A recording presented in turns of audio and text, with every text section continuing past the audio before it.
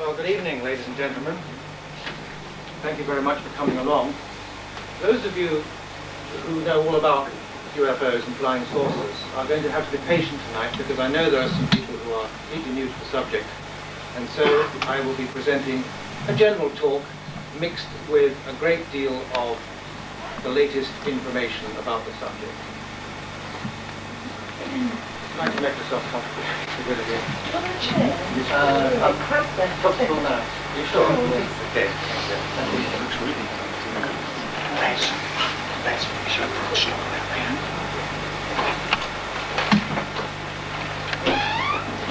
I suppose most of us are familiar with these delightful headlines which we are frequently confronted, papers such as we call it newspaper, the Sunday Score. But tonight we're going to learn something completely different. Next, please. Sightings of UFOs, flying saucers, spaceships, call them what you like, go back probably thousands of years. Can you not see the screen? A lot of us can't see. Is it possible to have the screen raised, do you think? Yes, certainly. In the Hindu records, Brahmin records rather, the Hindu Vedas and the Bible, both Old and New Testament. These cave drawings date back to the Paleolithic period, which is about 15,000 years BC. I'm not saying they're flying saucers, but they're certainly intriguing in view of more recent sightings.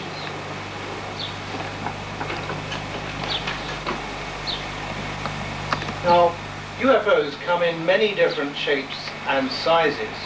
You're all familiar with the classic flying saucer. Probably most of you have heard of cigar-shaped devices. But in fact, equally common are triangular objects, and there have been many of those seen around the world recently. These are not drawn to scale. The smallest UFOs that have ever been observed are about 2 to 3 inches in diameter and are believed to be remotely controlled probes of some type. Whereas the largest UFOs have been described as 2 or 3 times the size of an aircraft carrier. In 1986, for example, a Japan Airlines crew flying a jumbo jet over Anchorage, Alaska, reported seeing a huge walnut-shaped device, which they said was twice the size of an aircraft carrier.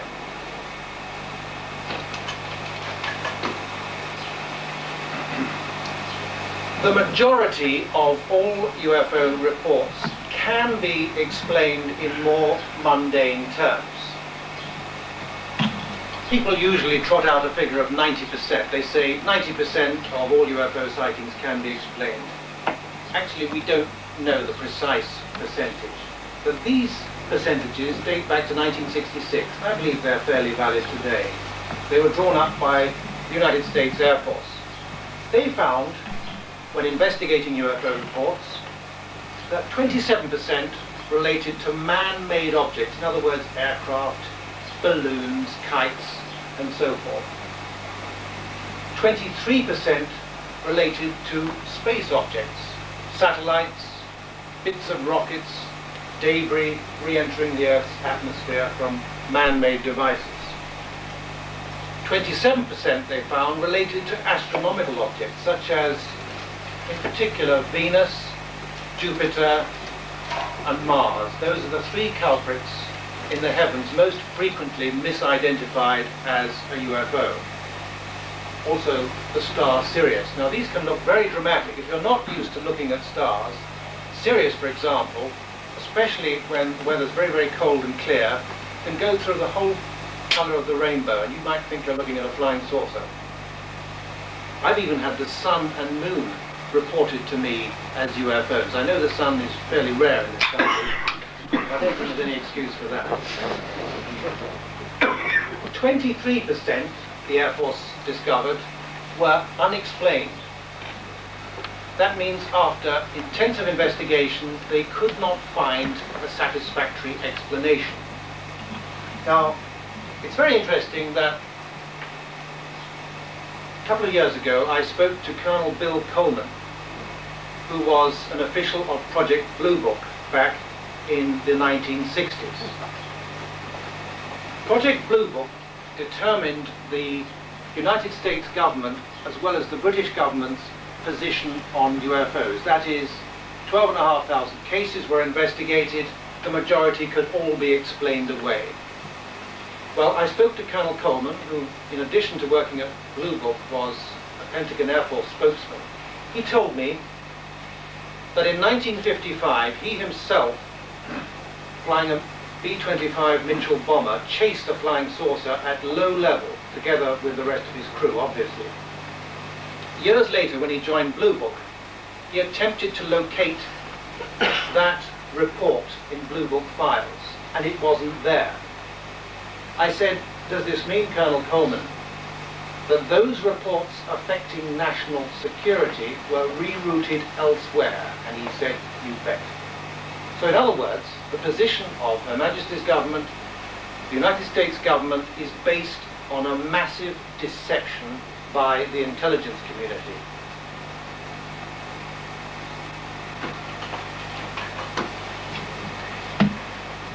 The problem with photographs of flying saucers is that most of them just show a fuzzy blob, which could be anything. Others are very clear, and the clearer they are, the more likely they are to be pronounced a hoax. But the first photograph, in fact, of a UFO was taken well over 100 years ago, 1883, in Mexico, through a telescope at an observatory.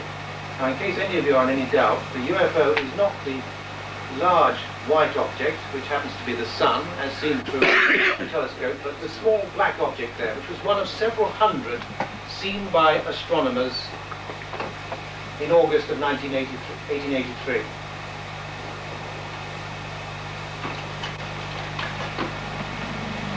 We move forward, or rather backwards, to the 16th century, 1561, when unidentified aerial objects were seen over the city of Nuremberg. Obviously, we have to make allowances for considerable artistic license that has been displayed in this picture.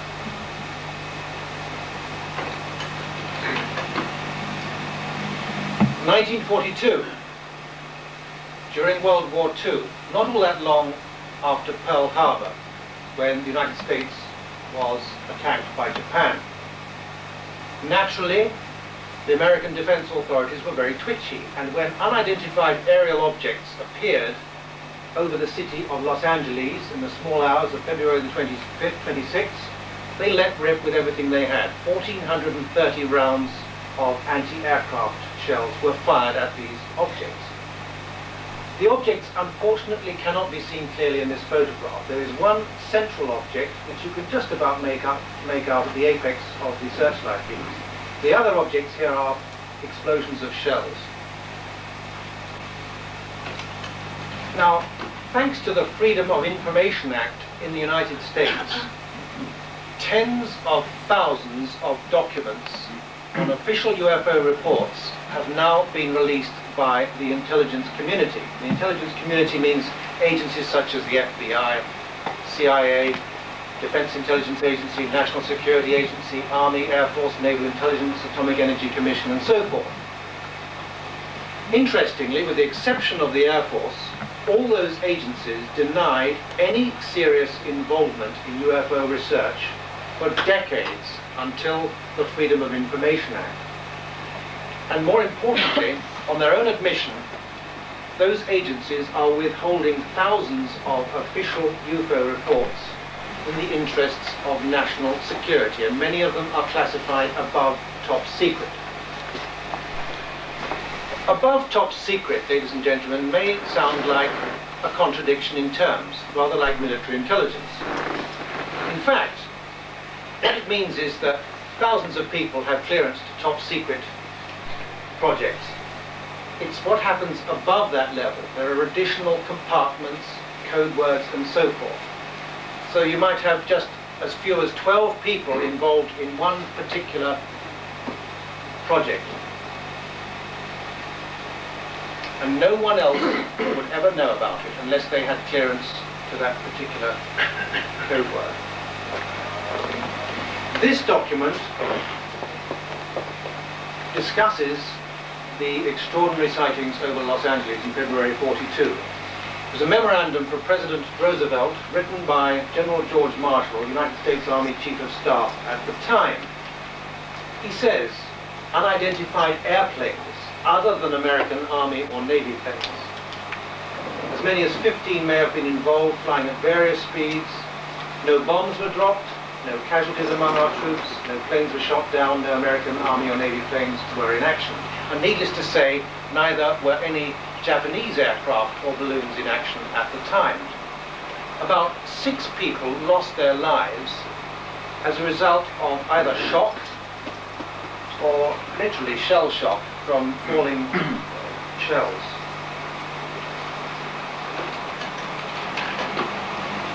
In 1943, many Allied and enemy airmen reported sightings of what became known in the West as Foo Fighters. They would frequently follow aircraft, particularly bomber aircraft, during missions. Never satisfactorily explained.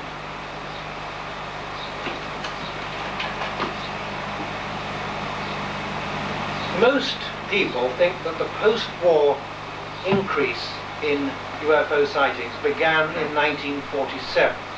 In fact, it began rather abruptly in 1946 in Scandinavia, crossing throughout the Soviet Union, right down to Greece, Turkey, India, and other countries. Thousands of reports there were of mysterious, became known as ghost rockets, also cylindrical shaped devices, circular objects. And this is a hitherto top secret report from the United States State Department in Stockholm relating to the objects. At first they were convinced that the Russians were involved, using German scientists, but that theory was later discounted.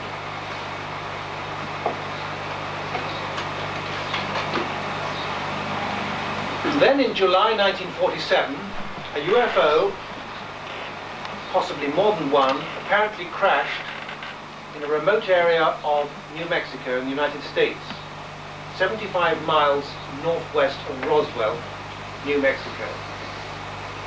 And this is Colonel Jesse Marcel, who was the intelligence officer in charge of the recovery of the debris. And he stated his conviction that the materials he examined were like nothing on Earth.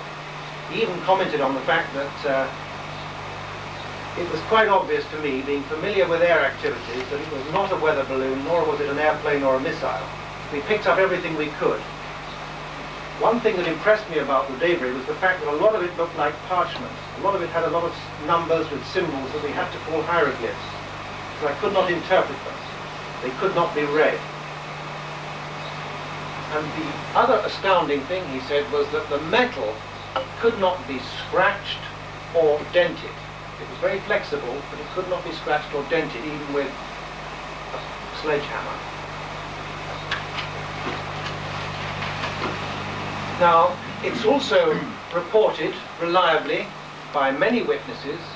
I believe well over 100 witnesses have now come forward who were either directly or indirectly involved with the recovery operation. And a number of those witnesses claim to have seen actual alien bodies. And in Alien Liaison, I've written about this new witness. Unfortunately, he died in 1986, Sergeant Melvin Brown. He claims that he not only stood guard over the wreckage when it was transported to Roswell Army Airfield, but that he actually examined 3 alien bodies that had been recovered from it. And he described them. I think we may have the next photograph.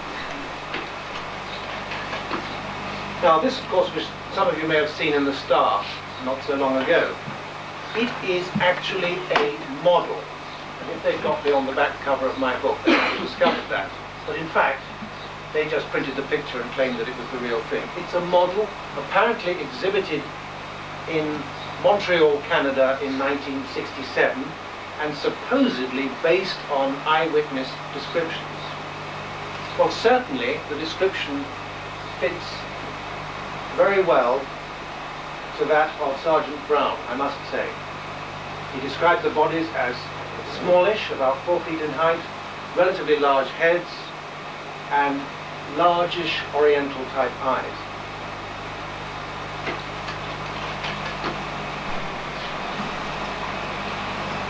By September 1947, it's quite clear that the intelligence community were taking the subject of UFOs extremely seriously. And many early reports indicate just how seriously. This report was classified secret, and it was signed by General Twining, written to the Commanding General of the Army Air Forces. The phenomenon reported is something real and not visionary or fictitious. There are objects, probably approximating the shape of a disc, of such appreciable size as to appear to be as large as man-made aircraft, and so forth. I think I may have a bit more, but I don't want to read it all out. It gets a bit tedious. But it goes on, talking about metallic surface, highly reflective, absence of trail, being tracked on radar, appear to be remotely controlled, either manually or automatically. Normally no associated sound, and so forth. In 1948, a pilot, Captain Thomas Mantell, lost his life pursuing a UFO in Kentucky. He apparently described the object as about 300 feet in diameter, and that was his last radio communication. Later that day, the wreckage of his aircraft was discovered some considerable distance away. 1949, an FBI memorandum here, talking about the subject of flying saucers, flying discs. This matter is considered top secret by intelligence officers of both the Army and the Air Forces. But just how secret is best exemplified in this document, which dates back to 1950. It was written by Wilbert Smith, a Canadian government engineer. He discovered, in conversations with a man called Dr. Robert Sarbacker, who was a consultant to the Research and Development Board in the United States government, that, and I quote, "The matter is the most highly classified subject in the United States government, rating higher even than the hydrogen bomb. Flying saucers exist. Their modus operandi is unknown, but concentrated effort is being made by a small group headed by Dr. Vannevar Bush," and so forth. That small group is believed to be a group known as the Majestic 12 Committee, established by President Truman in September 1947 following the recovery of a cracked UFO. The actual Majestic 12 document, which was first published in my book Above Top Secret, has now had serious doubts cast upon it. Certainly one page from it, in my mind, uses a signature which has been lifted from a known to be authentic example of President Truman's signature. But that does not necessarily invalidate Majestic 12, as you will be hearing later. An Army intelligence document.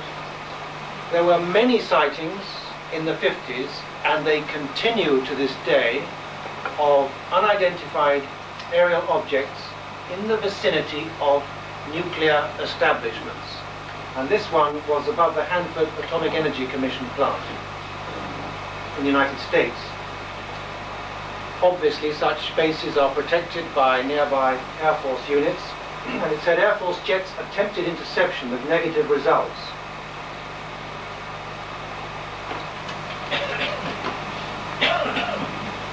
Well, we hear about the United States a lot, and that's led many people to conclude that this is just an American phenomenon. Not true. In fact, there are more sightings in the United Kingdom per capita than any other country in the world. And that's according to Dr. Alan Hynek, one of the world's leading ufologists who died some years ago. Back in July 1952, there were sightings of flying saucers over the White House and Capitol areas in Washington, confirmed by radar. Jets were sent up to chase them away, and so forth. It caused chaos, and there was a massive press conference. Prime Minister Sir Winston Churchill demanded to know what was going on. What does all this stuff about flying saucers amount to, he said. What does it mean? Let me have a report at your convenience. The air staff, within a few weeks, provided Churchill with their assessment of the situation. They said, there's nothing to it, Prime Minister. The Americans have discovered that nearly all the sightings can be explained away as kites, balloons, aircraft, and so forth. Furthermore, the authorities have come to the conclusion that there's nothing serious involved here. Deception. The truth of the matter is that the British air staff were not informed by their American counterparts as to what was going on at that time. Let's have a look at the next document. CIA, same period as Churchill was informed by the air staff that the Americans dismissed the whole subject. CIA states during July 1952 alone, official reports total 250.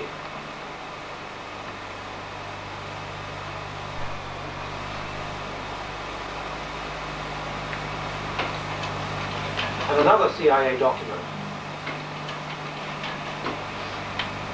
from the Directorate of Scientific Intelligence to the Director of the CIA. I consider this problem to be of such importance that it should be brought to the attention of the National Security Council in order that a community-wide coordinated effort towards its solution may be initiated.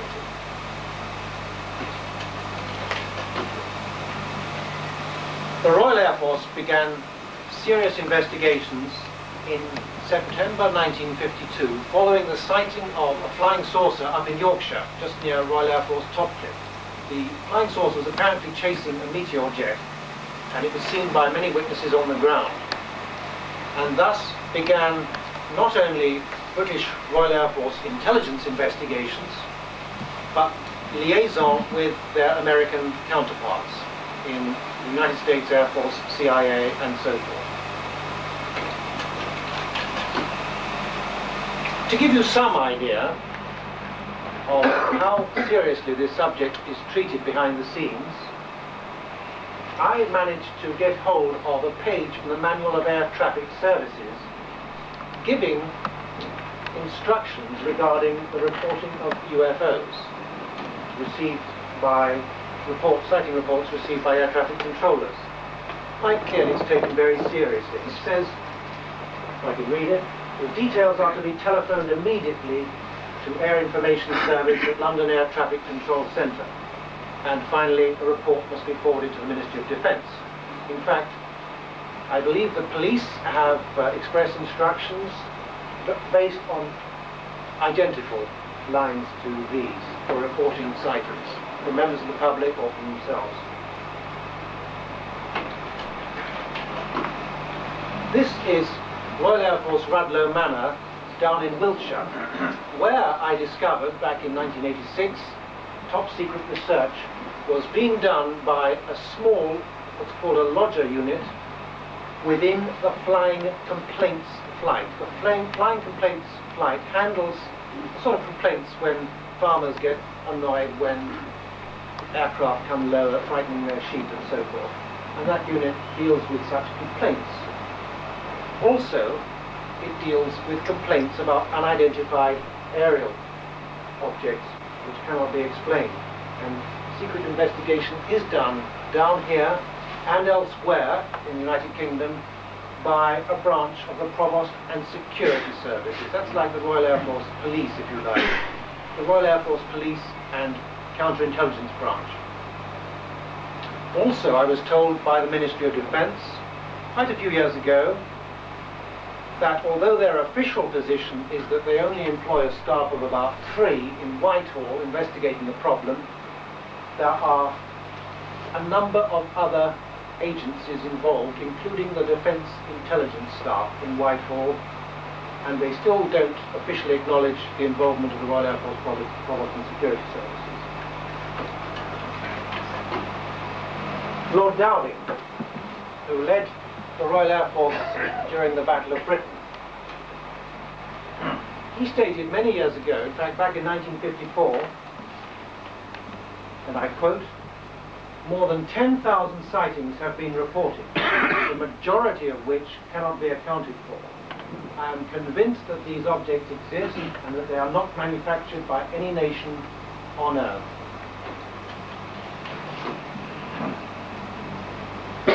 This is, unfortunately not a photograph, a painting of an incident in June 1954 near Labrador in Canada, Newfoundland, when a British Overseas Airways Corporation, as it was known then, pilot and his crew reported a huge object disgorging smaller objects, and he commented that the larger object seemed to be, or at least appeared to be, changing shape from time to time. This is a phenomenon that has been reported on many occasions, and about which I shall have more to say later. It doesn't mean to say flying saucers are made out of plasticine, but that they are necessarily etheric in construction, which is to do, in my opinion, with a type of gravitational field which distorts space, matter, and even time.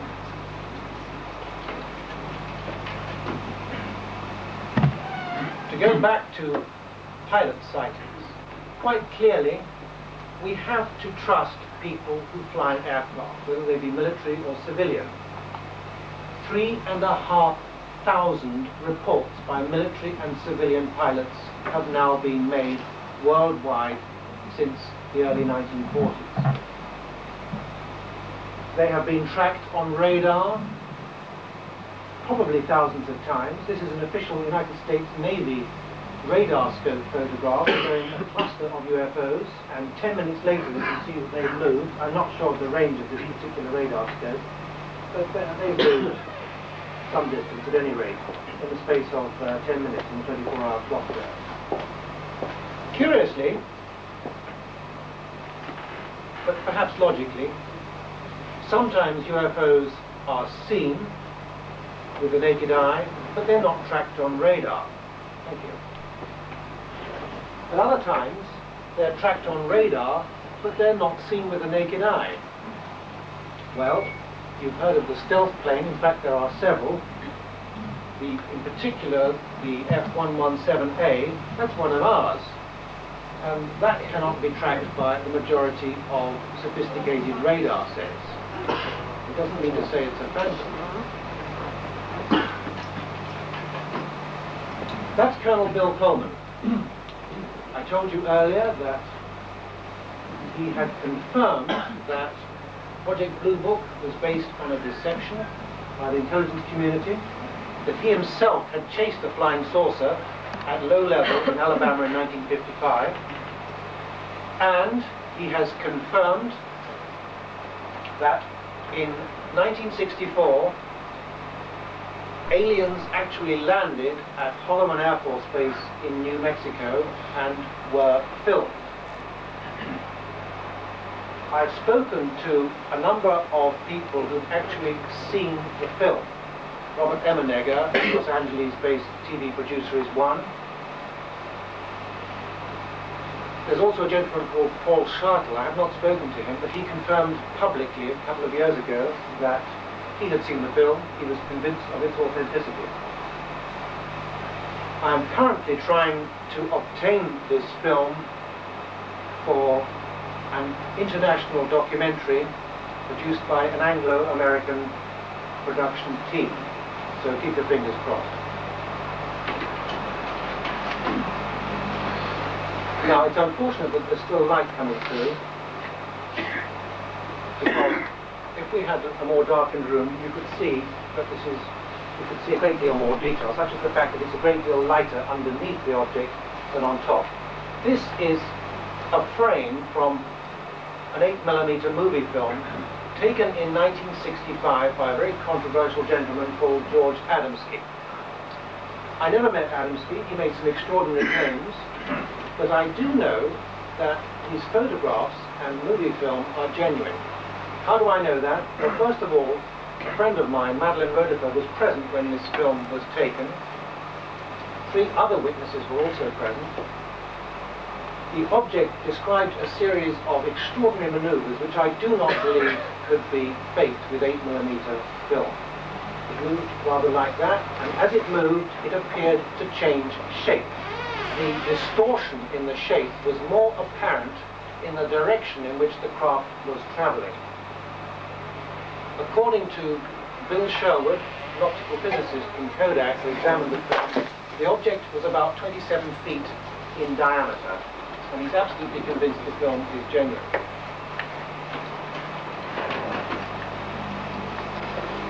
Are UFOs dangerous? Well, there's no question in my mind that many people have been harmed. They have been injured, either physically and in some cases psychologically. Some UFOs can be hazardous to your health, ladies and gentlemen. There's no question about that. Take this chap, Steve Michalak, May 1967. He approached a landed UFO, walked around it, saw it in a forest clearing. Unfortunately, he had no witnesses. He could hear voices speaking in an unknown language on board. He actually went up to the object and knocked on the side of it.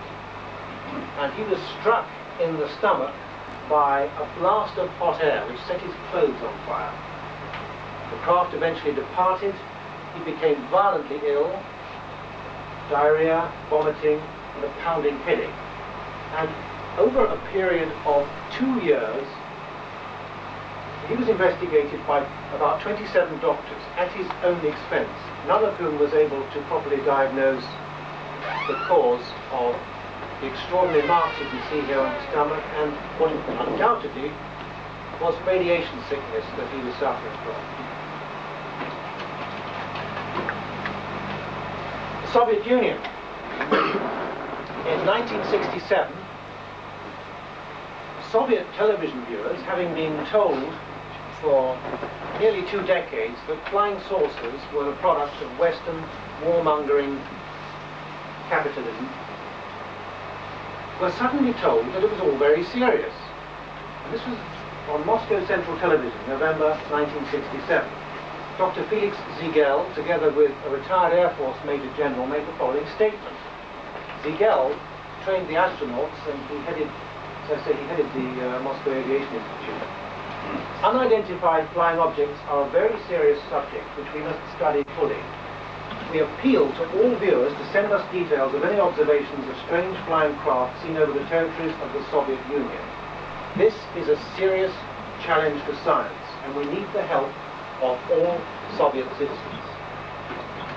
Well, there was chaos, tremendous amount of excitement worldwide, and in the intelligence community in the United States there was also concern. This is a slightly difficult to read Defense Intelligence Agency document which discusses the television program which the Russians subsequently pretended had never taken place because the interest from the West was so much and the excitement from Russian television viewers could not be contained. They had to debunk the complete program. Flying saucers was nonsense.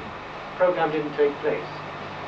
And it mentions here in this DIA document that the Scientific Council of the British Embassy visited the State Committee for Science and Technology and inquired about the UFO Commission and the possibility of British-Russian cooperation in observation of UFOs.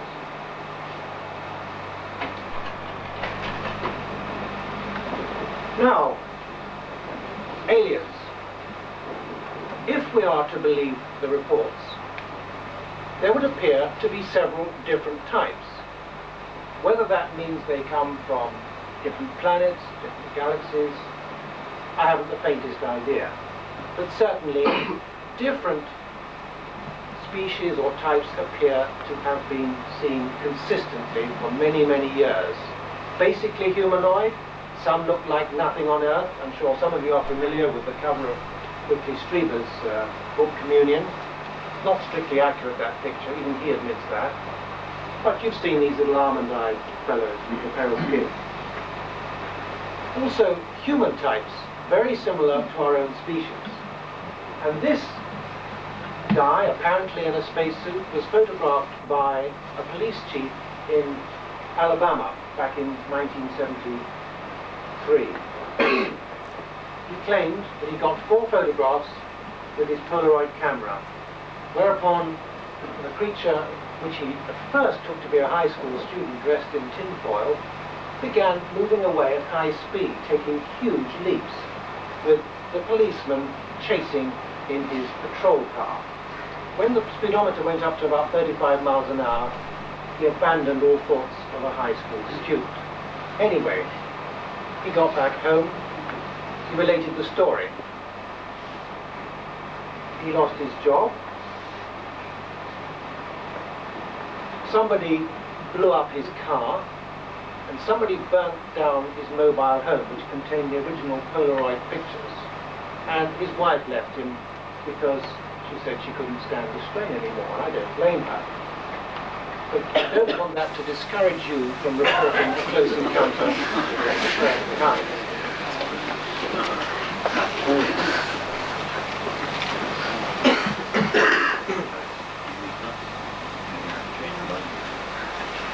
Peanuts Carter. Most people don't realize that Jimmy Carter, in fact, was a graduate in nuclear physics. He'd served in the United States Navy on nuclear submarines, among other things. And he claimed, back in 1973, when he was running for the presidential election campaign, he said when he became president, he would make available every piece of information on this subject to the scientists and the people. Unfortunately, he was unable to do so when he assumed office. Carter himself had a UFO sighting back in 1969 when he was governor of Georgia.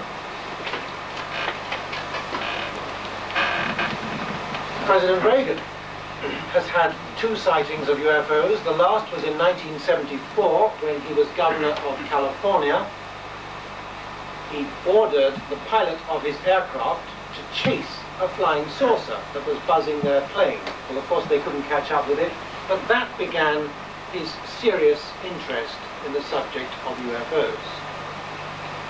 And on several occasions, he has admitted that if there was a threat to this planet from outside, wouldn't it possibly make the nations of our world unite? That was meant to be largely hypothetical until I discovered a reference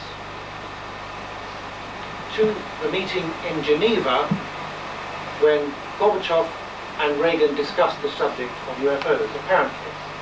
This is what Gorbachev had to say about their discussion.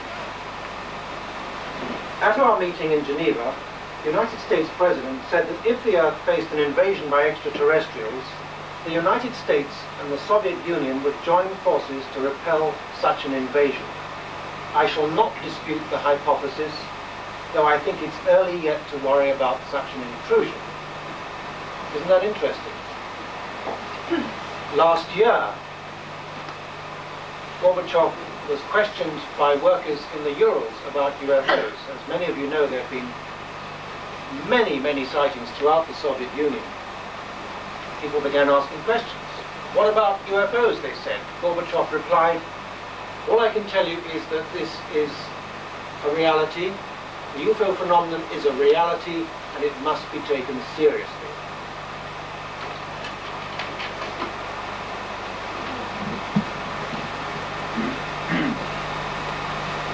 The picture in itself isn't significant. It was taken in France in 1974 during a wave of sightings in that country.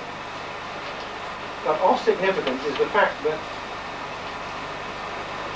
the authorities became so disturbed by some of the sightings that were being reported but the French Minister of Defense actually agreed to an interview on the radio, during which he admitted how seriously the subject was taken behind the scenes, and that helicopters with gendarmerie are dispatched to photograph landing sites. He admitted that there had been landings, and so forth.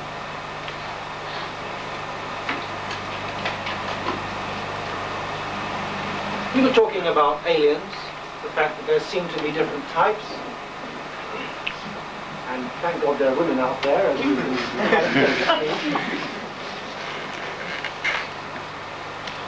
This is a typical species, if you like, frequently reported.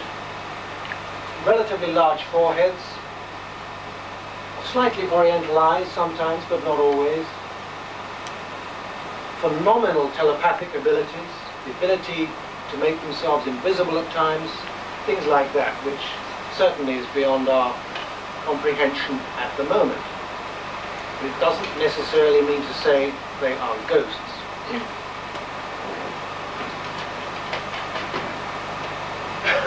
Defense Intelligence Agency report from 1976. Again, one of the tens of thousands of documents that have been released under the Freedom of Information Act in the States. It talks about a sighting witnessed by many, many people in Tehran, and the Imperial Iranian Air Force sent up 2 Phantom jets to chase off the intruders. And apparently a second object came out of the main UFO, headed straight toward the F-4, that's the Phantom jet, at a very fast rate of speed. The pilot attempted to fire an AIM-9 missile at the object, but at that instant his weapons control panel went off, and he lost all communications, UHF, VHF, and so forth. This is quite typical.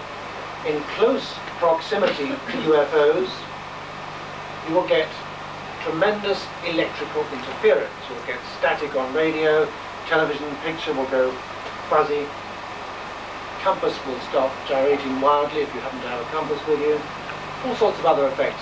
Even communications can be affected, which is obviously a very disturbing thing. If a pilot has an alarming sighting and he can't communicate back to base about it, and then he finds that his weapons electronics have jammed.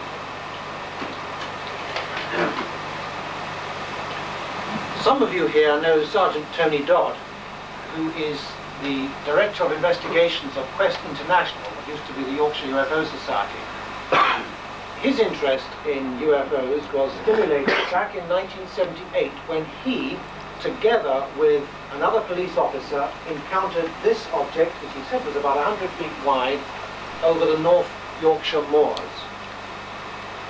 And luckily, yet another policeman travelling the other way was able to verify the sighting.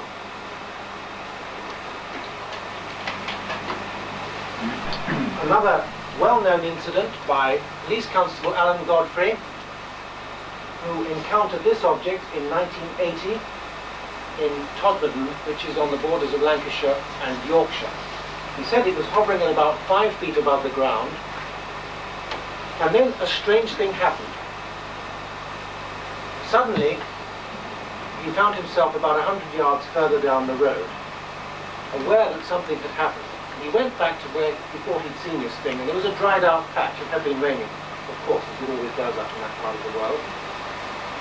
And later, it transpired that something strange had happened to him during about 5 minutes.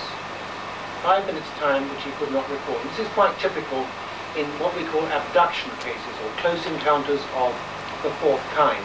Mel Grant here has done a great deal of research into this aspect of the subject, and if you have any questions about abductions, don't hesitate to ask him after the talk.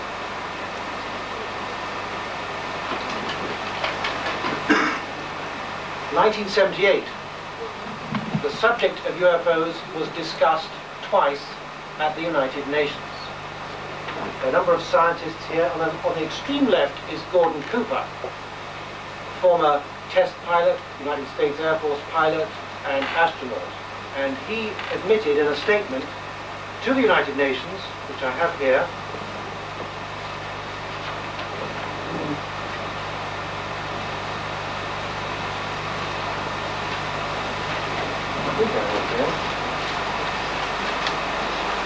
This is discussing a sighting he had in 1951 over Germany. Several days in a row, we sighted groups of metallic, saucer-shaped vehicles at great altitudes over the base, and we tried to get close to them. But they were able to change direction faster than our fighters. I do believe UFOs exist, and that the truly unexplained ones are from some other technically advanced civilization. In Alien Liaison, you will learn about rumors that UFOs have actually been landing at Air Force bases around the United States and other parts of the world, and that possibly there has been some type of liaison between our scientists and intelligence personnel, military people, as well as probably thousands of ordinary citizens throughout the world.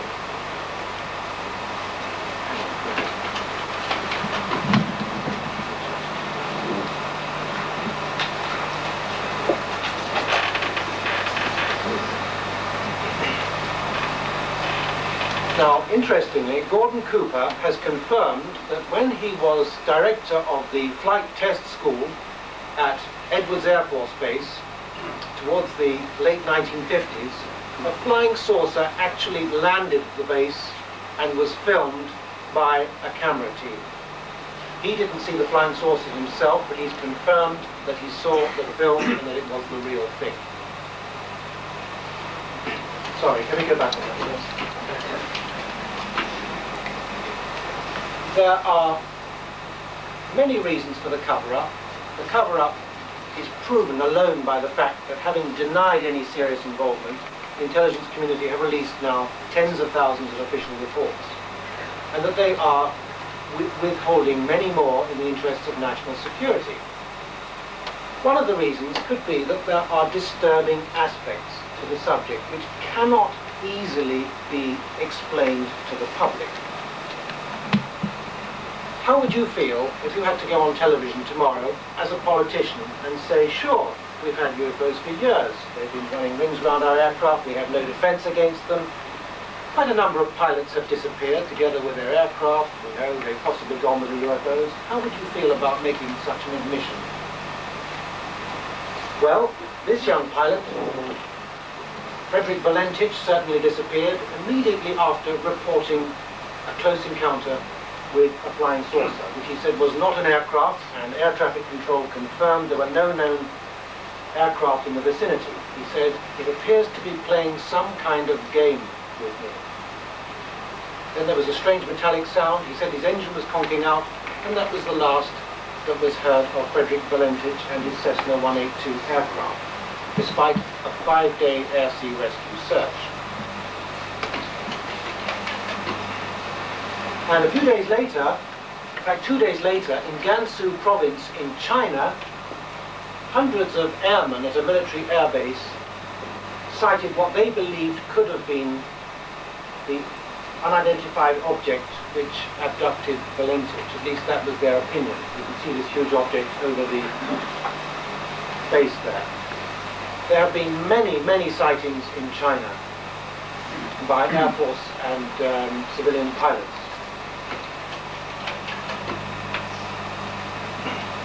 An official report sent to the Ministry of Defense from Colonel Charles Holt, who back in 1980 was Deputy Base Commander at Royal Air Force, United States Air Force Base, Woodbridge in Suffolk. It's a case well known to many of you, so I don't want to spend time on it. But to cut it short, security police patrolmen reported sighting an apparently metallic flying saucer type device, slightly triangular in shape, which apparently landed outside the base, or hovered very low. I've spoken to Colonel Holt. I'm convinced that this report is genuine. He certainly says it is. The very existence of this report was denied for a number of years by the British Ministry of Defence.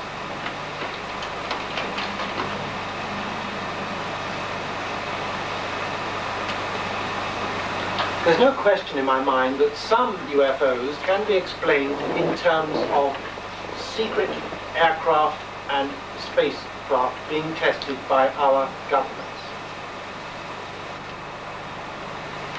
In December 1980, not long after the Rendlesham affair, this object was seen coming down a road in a place called Huffman, just outside Houston in Texas. 3 witnesses.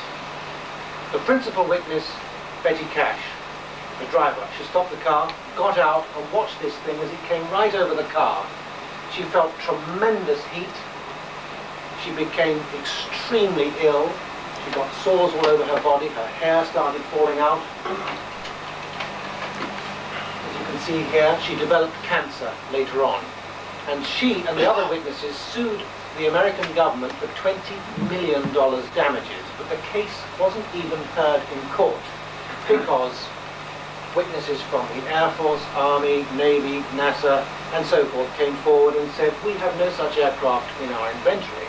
Therefore, the incident could not have taken place.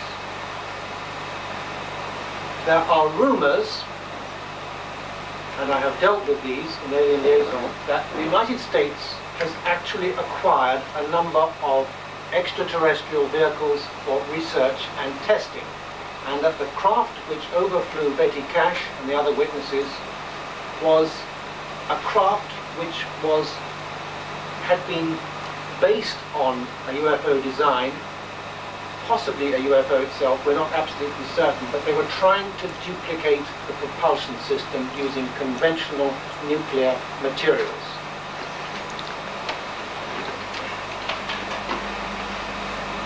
Denise Bishop, 1981, down in Devon, was struck by a beam of light from a UFO which rendered her immobile for about 30 seconds. Then the beam of light retracted and she was able to move again.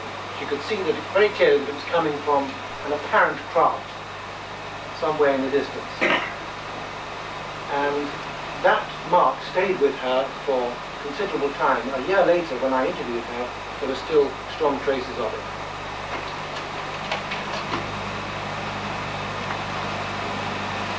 Well, we've talked about flying saucers. Here's a flying walnut.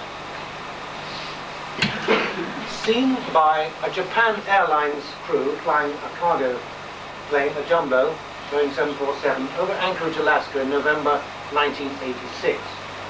This is Captain Terauchi's drawing of the object, and for comparison, here is the jumbo jet. So that gives you some idea of how large some of these things can be. China, 1987, a jet chased a UFO over Shanghai, and many people reported that their watches stopped during the incident.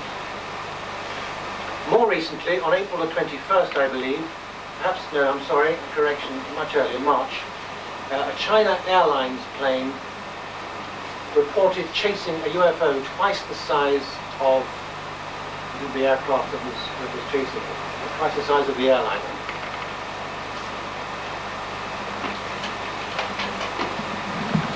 Landing traces have been reported worldwide. Normally, where there have been landings, you get a chemical change in the soil which inhibits plant growth.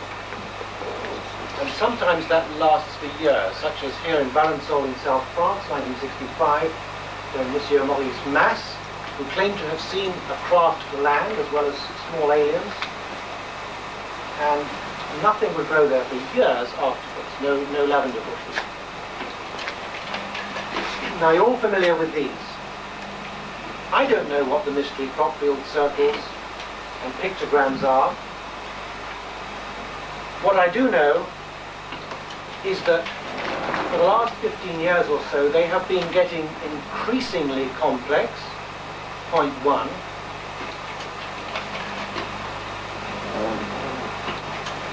And here's the famous one at Alton Barnes. Just going to adjust the focus a little bit. This was Alton Barnes. As you can see, they have become increasingly complex in design. Furthermore, they have proliferated throughout the world. They're now in Japan, Australia, Canada, the States, even Holland and other countries. What they are, I don't know. I can say that we know that some of them are hoaxed, but the genuine ones cannot be hoaxed. Don't believe anybody who tells you that. There have been rewards out to catch the hoaxers, and they have not come forward to claim the rewards because they cannot duplicate the original craftsmanship that's employed in these bizarre pictograms. It'll be interesting to see what happens this year, I think.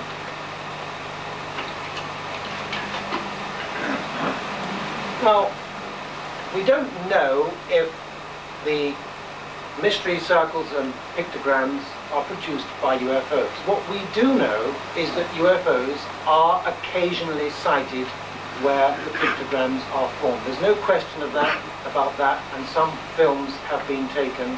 I have obtained some myself from various sources. Likewise, we don't know if the animal mutilations, which have proliferated since the 1960s, are actually done by aliens, but there's a hell of a lot of evidence indicating that they are indeed responsible. Cattle in particular, tens of thousands apparently worldwide now have been found mutilated in bizarre circumstances. Normally reproductive glands are taken, reproductive organs, sometimes glands, other vital organs, nearly always the eye, taken with immaculate precision. The animal is devoid of all blood. There's not a drop of blood anywhere around. Like the mystery circles and pictograms, this is something that cannot be duplicated. There have been rewards up to $60,000, I believe, for the capture of the criminals. No one has claimed the reward. The farmers are irate about it because they have no idea what's happening, and they've sometimes seen UFOs in the vicinity and they're convinced that they are responsible, but they don't get any help from the government. Typical here for the jaw and tongue to be taken. In this case, the eye hasn't been taken.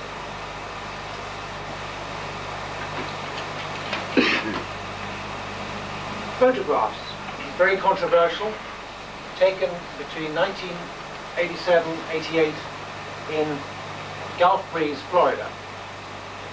Many people believe these photographs are hoaxes. I do not subscribe to that viewpoint because I've been out to Gulf Breeze twice.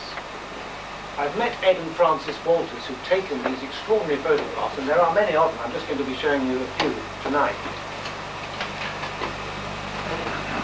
All the photographs you're seeing here this evening are enlarged, point one. Point two, they are enhanced. So the originals don't look nearly as clear as this or as bright. An extreme enlargement, that one. Now this craft, according to Dr. Bruce McAbee, an optical physicist, was about 14.5 feet in diameter and was hovering above the road there. Now let's suppose these photographs are fake. I've spoken to many people in the Gulf Breeze area who've seen identical objects, whose integrity cannot be questioned. So what is going on? Some form of mass hallucination? That's one theory. But another thing I can tell you is that the military authorities are well aware of something significant happening in that area because a friend of mine, an ex-NASA mission engineer, mission specialist, called Bob Exler, who you'll be meeting very shortly in picture, told me that, can we just go back one? He visited a secret base run by North American Aerospace Defense Command in the Gulf of Mexico. North American Aerospace Defense Command, otherwise known as NORAD, tracks incoming missiles, possible enemy missiles, satellites, any bit of hardware that's up in space and in the atmosphere. He says they regularly track unidentified flying objects, and they can track them landing as well.